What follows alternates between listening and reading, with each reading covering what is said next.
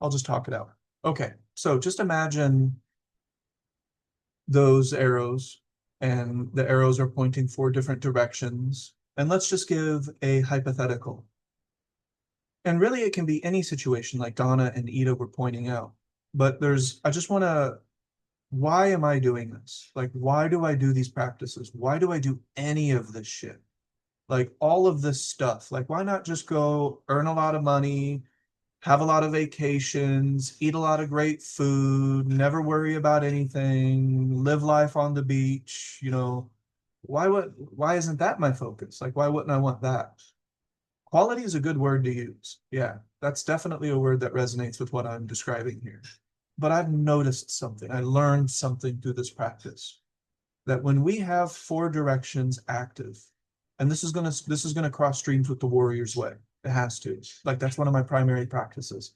I'm actually calling them considerations as a part of my practice. I consider these things often throughout the day, but I don't maintain them necessarily because they're more ideas and concepts than anything. And I can sit with those for a little while, but I don't try to maintain them. They're considerations that I make all throughout the day, right? So why am I doing any of this? Why do I do the four directions? Why do I have a walking practice? Why do I have an internal chi practice? Why do I have an external chi practice? Why do I do the things that I do the way that I do them? And it's all for one reason. And over the past 6 months, it has just been made abundantly clear to me what this is all about.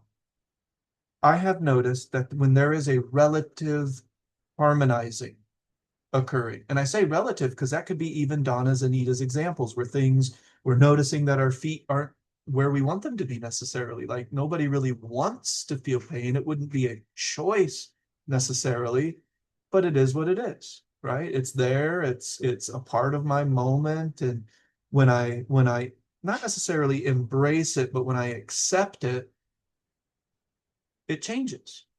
And it's not so bad. Like, it's not what it was when I was focusing and giving it all that energy and making it into poor me and the worst thing that's ever happened, yada yada yada. Right.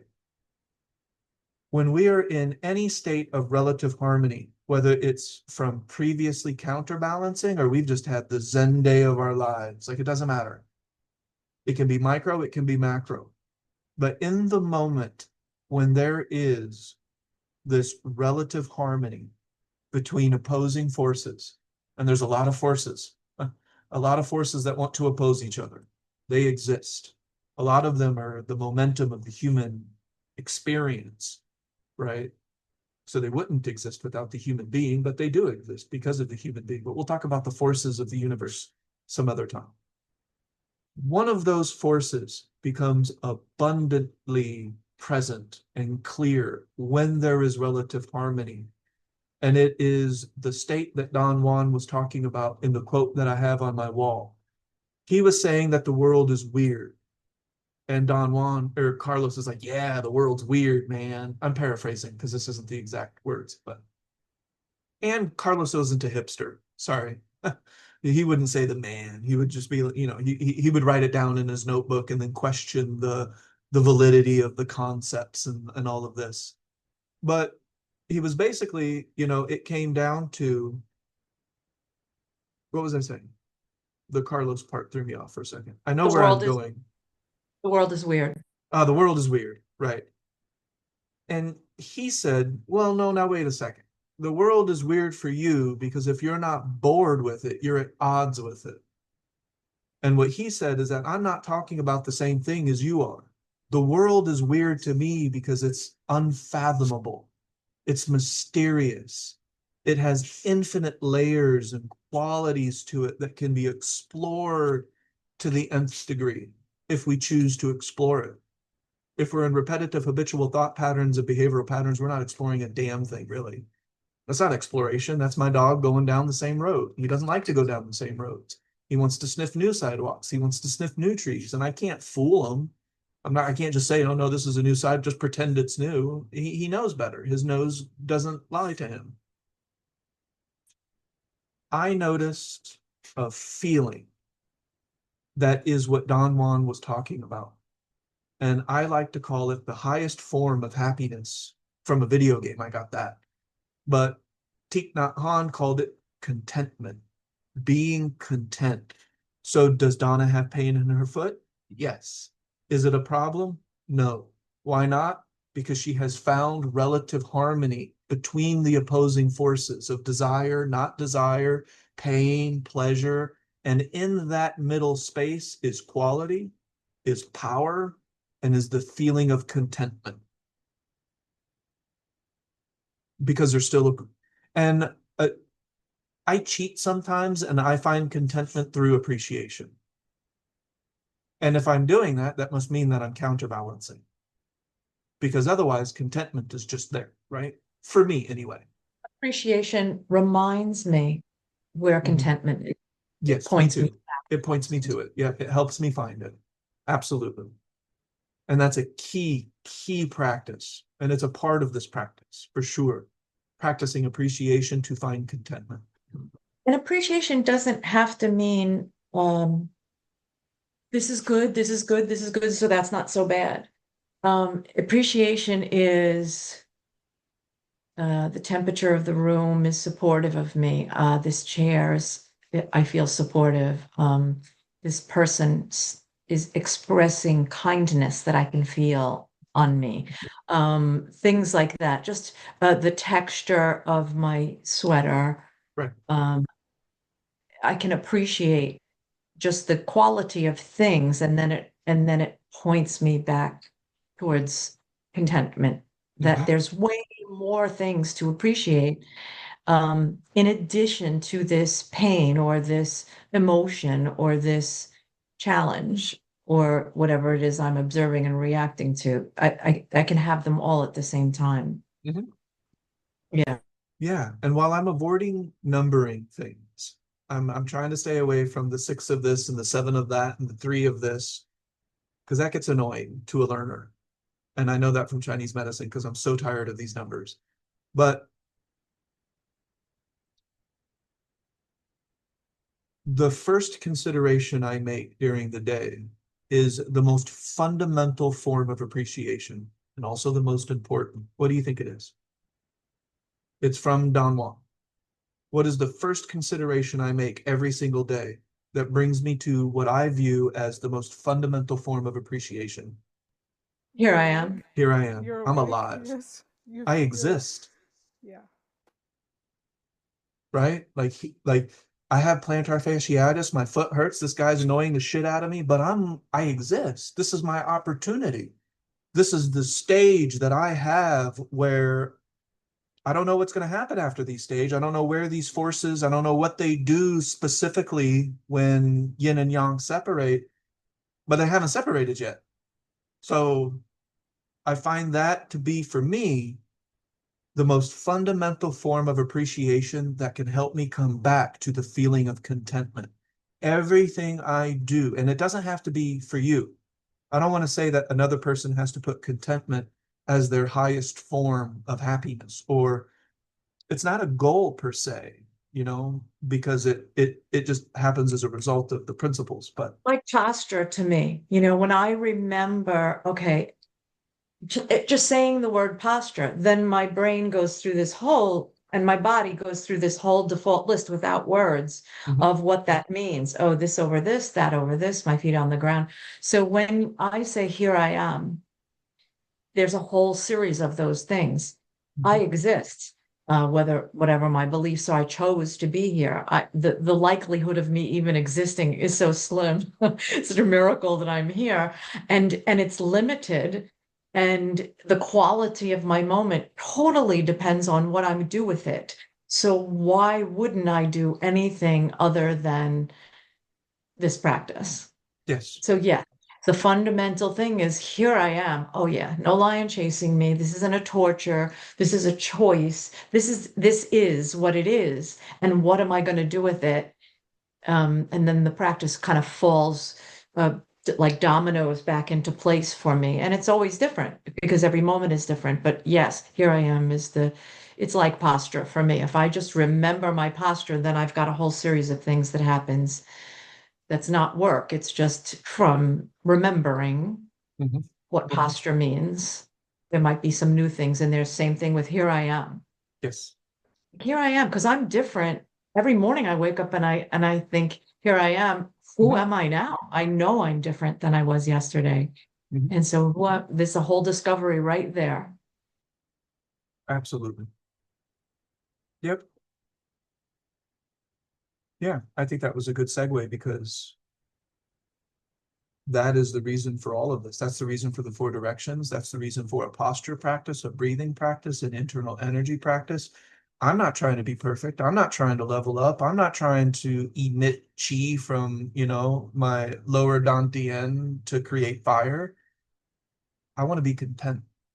I want to feel full, alive, vibrant. Those are things that come after the content, of course, and it does boil down to that word quality again.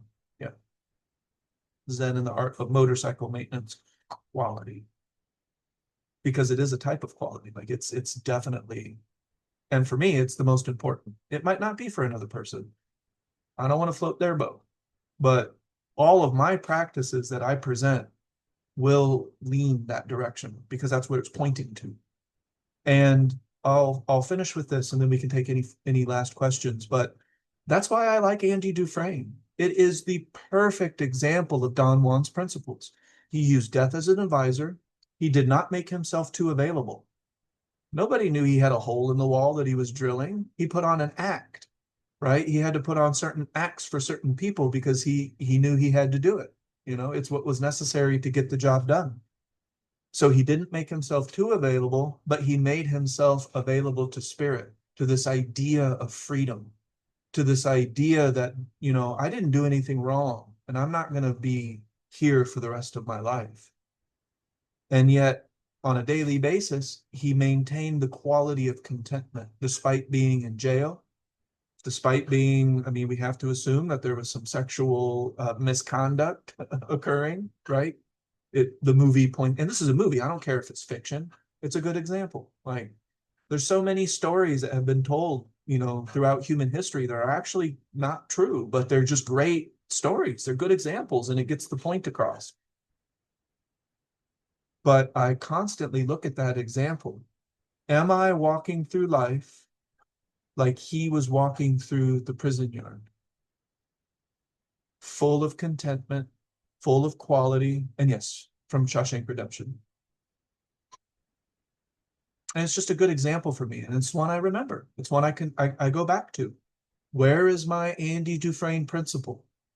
Or am I taking things too seriously or not seriously enough? Because those are two opposite ends of the spectrum, right? You don't take things seriously enough, and before you know it, you're treating people differently, you're treating yourself differently, and you're really, unreliable probably to a certain point.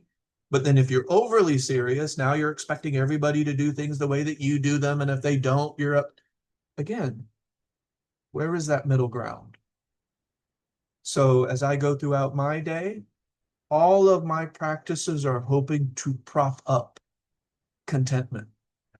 And then from that, I can do other things. Because if I'm not content, some of my other practices are out of my scope. I can't reach them because it has to be from a space of relative harmony in order for you. That's the ground point for some of the other things. Does that make sense? The ground. And, moving forward, I'm happy to talk about all of my practices. Like I have a walking practice. I call it fox walking. Yang Sheng is one of, okay, see you, Lauren. We're almost done, so you won't miss much. Yang Sheng is the lifestyle practice. How many times do I chew? What type of breakfast foods do I want? What type of lunch? So, there's all these practices that I can share with people, and that's fine. The four directions will be the base of everything. There is no practice that goes before the four directions. Nothing Can I else can ask? come unless the four directions is in place Can I with ask a question? reliability. Can I ask a question? Yes, Do you still do your Tai Chi practice? yes. And what about Shayna? Does she still do hers? I Just think Shayna does curious. it sometimes as a part of her like regular exercise. Oh, that's okay. Just curious. I think That's that all. there's room for more. Yeah, I do mostly qigong, the qigong exercises right now. Um, as part of like, because I sit so much, so I really want to make sure that I get my energy flowing because it gets very stagnant in my shoulders and my back.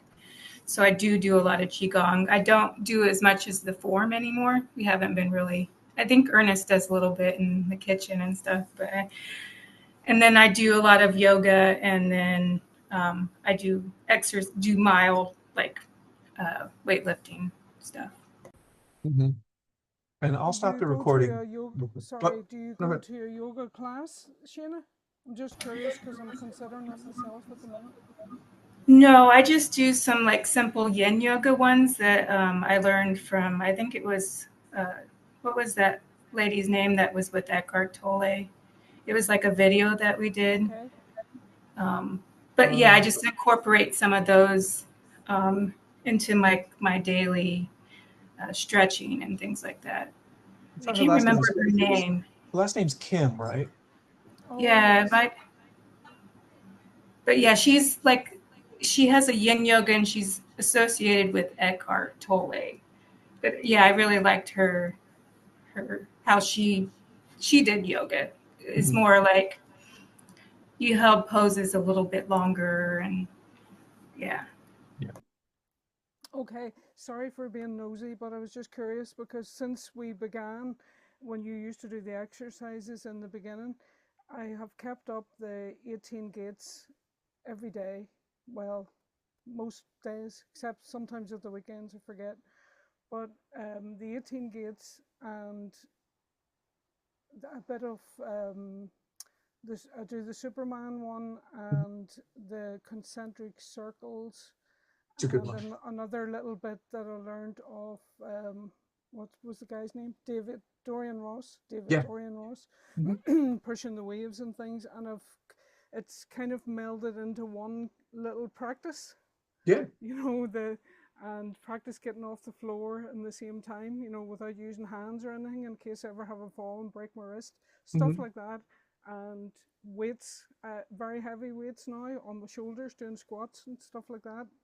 And it's all helping. But I just wanted to, sometimes when I'm doing those practices, I often think of Shayna and Ernest, and if they're still doing their little bits of 18 gates and Mhm. stuff like that. We That are. was all. No, we are, That's great. and this will be something that I develop more as a clinician because that's something that I can offer in the treatment room. This qigong, breathing exercises, movement exercises. So more and more and more, uh, especially after I graduate. But as I get closer to graduation, Shayna and I have a plan where we're slowly reintegrating these things back so that we can offer them. So I feel obligated almost to offer Qigong and Tai Chi because I do them and they're nice and it's something that I can disseminate, right? Or Yeah, I the can little get out the there. little green book. You remember the green book, the pale green book? Is it? I'm not sure what it's called. Shen, Yang Yangsheng, Shen, or Yangsheng. yeah, Yep. yeah. I did. They started doing when you first told us about the gua sha, and I've done Mhm. that every day. It's kind of just like brushing my teeth now.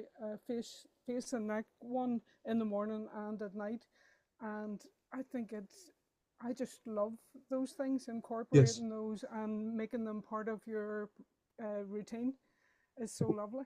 Well, stay tuned, Ida, because that's definitely where we're headed. Sounds Yeah. great. Yeah. There will be tons of Yangsheng. There will